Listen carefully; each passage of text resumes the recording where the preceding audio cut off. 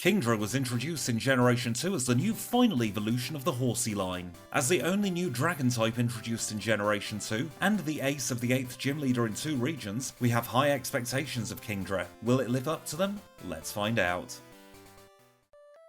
As a dual water and dragon type Pokemon, Kingdra doesn't have much in the way of either strengths or weaknesses. In this generation, Kingdra has a single weakness to dragon types and 3 resistances, a 2x resistance to steel type moves and a 4x resistance to both fire and water type moves. And just before we get into the challenge, if you find you're enjoying this video, please do give it a like, and if you want to see more videos just like this, then please do consider subscribing. Just the Battles is going to be a weekly series every Thursday until the end of the year. And my question for you today is, if another Pokemon from Generations 1 or 2 could get a Dragon-type evolution, who would you pick, and why would you pick them? But now let's take a little look at our Kingdra. We have 23 HP at level 5, our moves are Bubble, Smokescreen, Leer and Water Gun, our attack is 14, our defense is 15, our special attack, our speed and our special defense are all 14, and of course we're holding a berry. But with all that out of the way, we can get the graphics up and the challenge can begin. Our first destination is going to be Violet City, where Falconer is waiting for us. Falconer is a flying type specialist who leads with Pidgey. We use Water Gun on the Pidgey to take it out in 2 shots, and Pidgeotto plays out in a roughly similar way. 2 shots including a critical hit to knock it out, and we've defeated Falconer in a time of 5 minutes and 57 seconds. Before we take on Bugsy, the Bug-type leader, we are going to replace Bubble with Swift. We have equally strong attack and special attack, so we might as well utilise that and replace the horrible Bubble with a decent normal type move. So we'll dispose of the Kakuna in just 2 Swifts and out comes Metapod. Metapod takes less damage per turn, but it's still just 2 Swifts, and we are on to Scyther. With slightly better rolls we could have got a 3-shot there, but it's still just 4 shots to knock it out, and we've defeated Bugsy in a time of 14 minutes and 4 seconds. Up next is the second rival battle, and we'll keep our exact same learn set.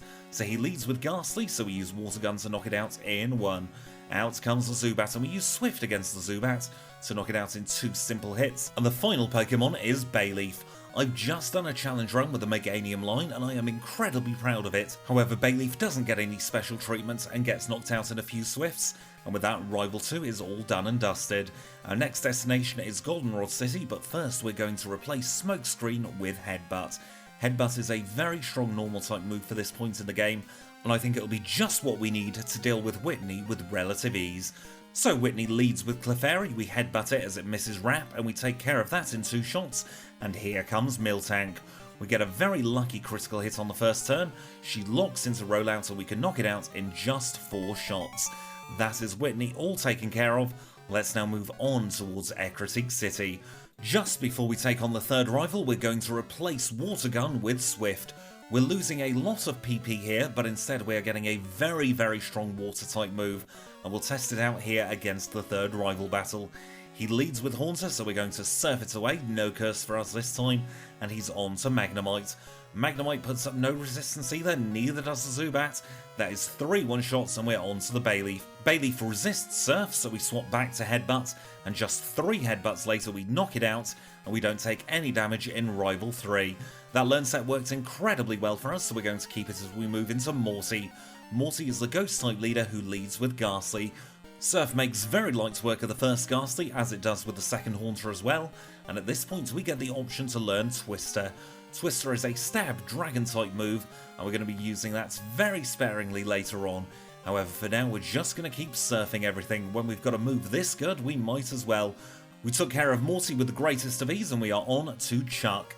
Chuck is a fighting type specialist who leads with a Primeape. Primeape comes out and we surf it away in 2 shots as Leer fails, and we are on to Poliwrath. Unfortunately, Poliwrath will resist our water type moves, so we're going to have to resort to headbutting it, and his Hypnosis sends us to sleep twice in a row. The Mint Berry can only do so much, but it's only a little nap. We break through the confusion to hit it in the face with a headbutt, and we get Chuck's badge in a time of 31 minutes and 52 seconds. Price is next, and he leads with 2 water-type Pokemon, so once again we're going to have to resort to the headbutting. Seal goes down in just 2 shots with a critical hit there at the end. I would have liked that in the previous turn, and it's going to be a 3-shot on the Dugong. Aurora Beam deals neutral damage, but not a lot of damage in the process, and we outspeed the Piloswine, Surf is super effective, and we knock it out in 1 shot. That is Price all done and dusted. We get the Glacier badge, and we are on to Jasmine. Jasmine is a Steel-type leader who leads with a pair of Magnemite. We're not getting paralysed this time though, as Magnemite goes down in one shot each, and we are on to the Steelix. Steelix is also weak to water-type moves, just like Piloswine, so we knock it out in one, and we get the Mineral badge. Now, just before we take on the 4th rival battle, we're going to say goodbye to Headbutt. It's served us well, and we're going to replace it with Return. So now it's time for rival number 4, who will lead with Golbat. We're going to use Surf against the Golbat and knock it out in one very easy shot. Surf is such a powerful move, and it makes light work of the Magnemite as well. Here comes Haunter, and Haunter goes down to a single Surf. Sneasel gives it a try, but gets washed away as well, and we are on to Meganium. Meganium puts up a Reflect and starts to Razor Leaf, but it deals very little damage at all. We finish it off with Swift, and that is Rival 4 all done and dusted. Our next destination is Blackthorn City, but before we take on the gym there, we're going to replace Twister with Icy Wind. Even though on paper it looks like Twister would deal more damage, because of Price's badge boost and the Nevermelt Ice, Icy Wind deals slightly more, and that's enough to get the one-shot on the first Dragonair. However, it's not quite enough to get the one-shot on the second Dragonair, and we take super effective damage from Dragon Breath. However, we're now onto the third Dragonair, which goes down in one shot, and now it's Kingdra versus Kingdra. However, we have Return on our learn set, and our Kingdra loves us, so it's just a simple 2-shot from full health to knock it out, and we get Claire's badge in a time of 55 minutes and 36 seconds. It's a quick jaunt east now towards Victory Road, where the 5th and final rival battle is waiting for us. It's Rival 5, and he will lead with a Sneasel. We surf away the Sneasel in one shot, and we are on to the Golbat. We use Icy Wind against the Golbat this time to knock it out in one with super effective damage, and we're back to surfing against the Magneton. Haunter gives it a go, but doesn't get any moves off at all, and we get the option to decline Hydro Pump. We're not going to learn that in place of Surf. Instead, we're going to surf away the Kadabra, and then we'll get to work on the Meganium. Icy Wind is super effective, so it's just a simple 2-shot against it to knock it out, and that is the rival all done and dusted for another challenge run.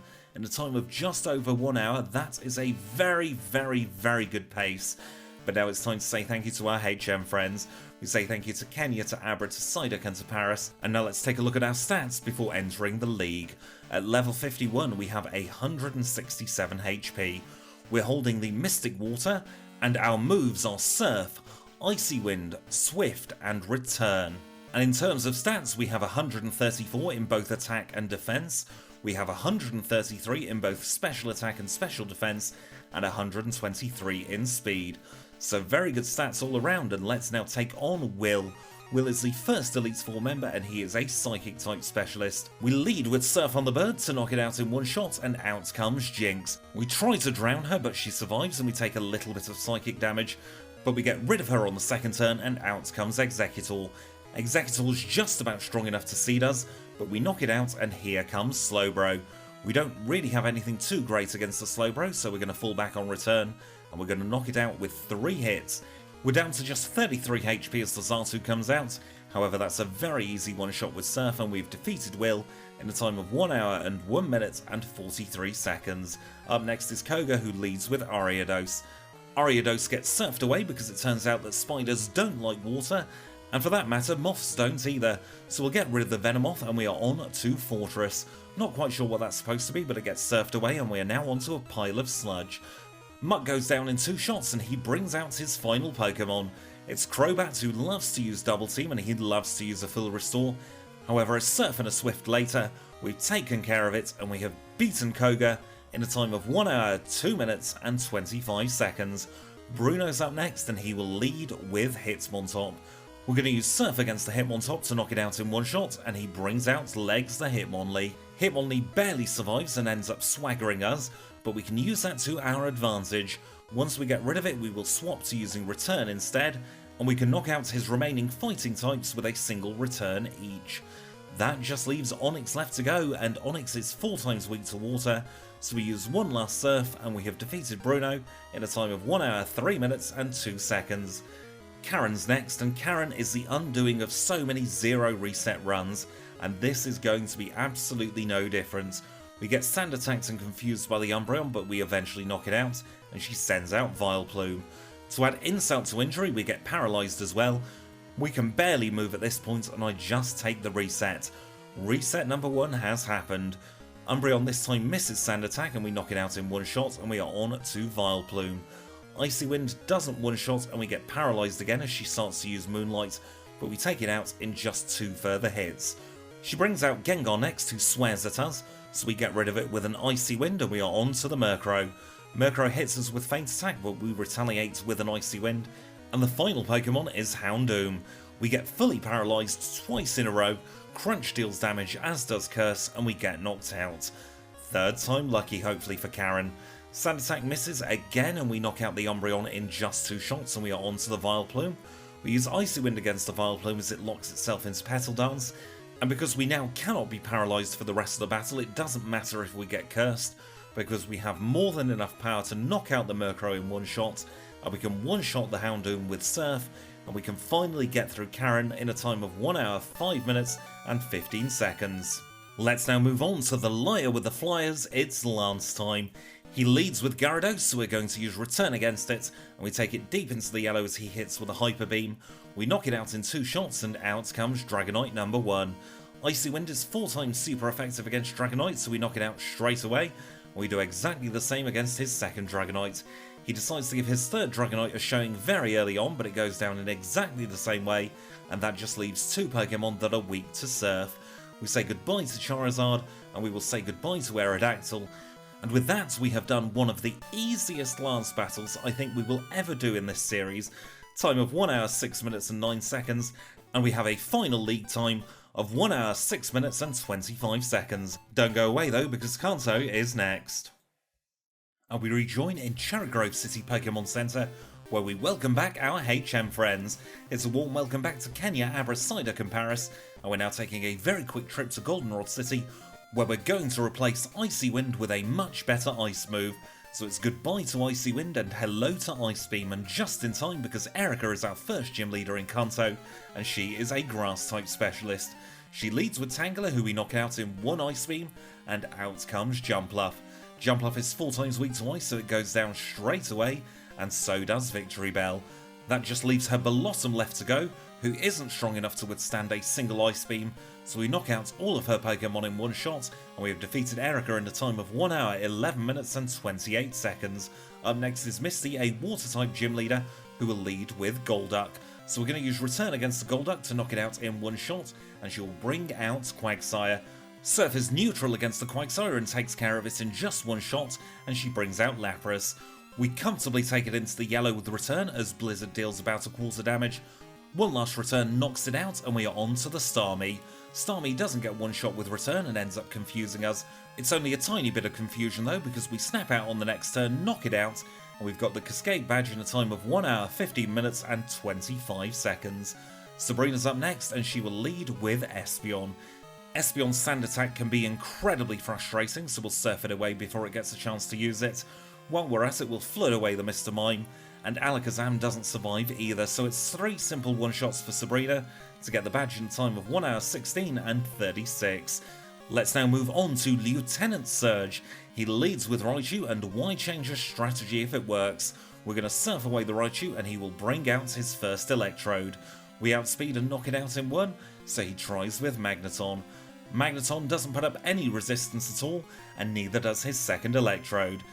The only Pokemon remaining for him is Electabuzz. That goes down just like the rest, and we've defeated Surge in a time of 1 hour, 17 minutes and 55 seconds. Brock's next, and he is a Rock-type specialist. Surf's going to be 4 times effective against all of his Rock-ground Pokemon, however it will only be neutral against his Water-Rock Pokemon. It doesn't matter to Kingdra though, because he does not discriminate. It doesn't matter if it's neutral or 4 times effective, every single Pokemon goes down in just 1 shot. That makes Brock a very trivial battle this time, and we get his badge in a time of 1 hour, 19 minutes and 9 seconds. Things don't get easier for the Cantonian gym leaders as we move on to Blaine. Blaine is a Fire-type specialist, we have Surf, you can see where this is going. Macargo goes down, as does the Bumhead Fireduck, as does the Rapidash. 3 simple shots to knock out all of his Pokemon and get the Volcano badge.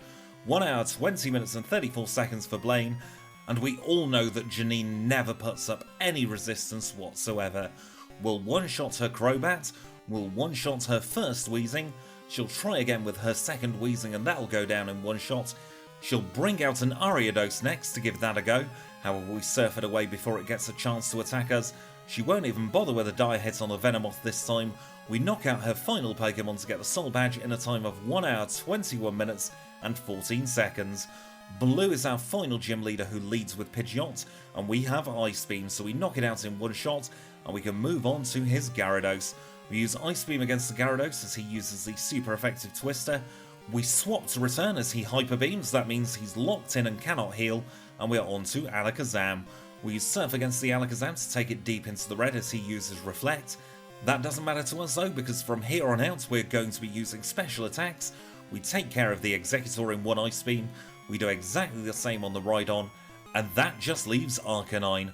We surf all over the Arcanine as he uses Extreme Speed, we knock him out, and we get the badge in a time of 1 hour, 22 minutes and 29 seconds. That means we have just one challenge ahead of us. We have the challenge with Red. So we chat with Professor Oak to unlock Mount Silver, and now there are just 6 Pokemon between us and Kingdra's final time. It's the final battle of the run, it's Red and he leads with Pikachu. We use Surf against the Pikachu, however we don't knock it out in one shot, and he uses Charm. So it looks like we are going to have to get some extra levels if we don't beat Red on our first attempt. We eventually knock out the Pikachu and we are on to Espeon. Espeon deals a lot of damage with Psychic, and it's looking like it's going to be a 3-shot against us before we can 3-shot the Espeon. So the first thing we're going to do is we are going to replace Swift with Rain Dance. We have no real accuracy lowering moves to worry about now. Espeon does have Mud Slap, however it very rarely uses it. We get charmed by the Pikachu, but our Rain Dance boosted Surf is enough to knock it out now, and we are back onto Espeon. Psychic still deals a lot of damage, but we've got Espeon in 2-shot range, and that means we're on to the Snorlax. We use a Rain Dance boosted Surf and do about a quarter damage, and Body Slam finishes us off. So we're going to grow 3 levels with our first set of rare candies to get up to level 67. I've noticed a few comments about the damage rounding thresholds in the rare candies.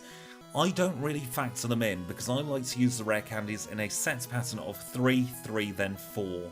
And the reason for that is one of the metrics I follow in the spreadsheets, link in the description, is the finishing level. So it's only fair to use the same pattern on every Pokemon to take into account the level in which they reached Red. We get paralysed by this Snorlax though, and we are going to use another set of 3 rare candies. We are now at level 70, and at this level we comfortably outspeed the Pikachu. So we use Rain Dance against it, and then we'll surf it away. That brings us back onto the Espeon, and we will use Surf against it, and a Rain Dance boosted Surf now comfortably takes it into the red, so it's an easy 2-shot against it, and we're back onto that pesky Snorlax. Snorlax now takes about 1/3 damage without Amnesia boosting its special defense, so we're just going to keep spamming Surf. I thought about using Return, but I think I misremembered what Espeon's move was because I was convinced it put up a Reflect, so we're just going to keep spamming Surf and end up in a war of attrition. Eventually though, the Snorlax wakes up and I give up on this war of attrition, and we're going to grow another 4 levels. We're now at our max rare candy level of level 74. Let's see how well or badly we do. He leads with Pikachu and we surf it away straight away to knock it out in 1 shot, and we are on to the Espeon. Surf takes it comfortably into the yellow as he uses Reflect, and we 2-shot it away. We use Surf against the Snorlax as he uses Amnesia. We use a second Surf against it as Amnesia keeps on building. Body Slam doesn't paralyse us and the Reflect fades. That means we swap to Return and he uses Rest. That means we're going to have to whittle him down from full health, but at this level Return looks like it's going to be a 3-shot. That means that Snorlax will stay asleep and only deal minimal damage with Surf, and we can finally get rid of it. We are now onto the Venusaur. We use Ice Beam against the Venusaur to comfortably take it into the yellow, and we get a freeze. We knock it out in 1 further shot and he brings out Blastoise. We use Return against the Blastoise as he misses Blizzard. We use another Return as Blizzard misses again. 1 final Return knocks it out and we are on to Charizard. Charizard is weak to water and a single Surf knocks it out with a critical hit. We grow to level 75 and we have defeated Red in a time of 1 hour, 28 minutes and 14 seconds. And that means at long last the Just the Battles leaderboard has a quicker leader than the main series leaderboard. The retime got it in at 1:28.13, which means that Kingdra is very, very comfortably in first place, 11 minutes ahead of second place, which is Alakazam. Lapras leaves the podium, and Aerodactyl is still in last. But with that, we are done. So I'm going to say thank you all so much for watching. If you've enjoyed this video, please do leave it a like. If you've got anything at all to say, please do leave it in the comments down below. I have a Patreon at patreon.com/trainersquidgy. If you've really enjoyed yourself, please do consider subscribing. And until next time, I'll say thank you all so much for watching, and I'll see you all very, very soon.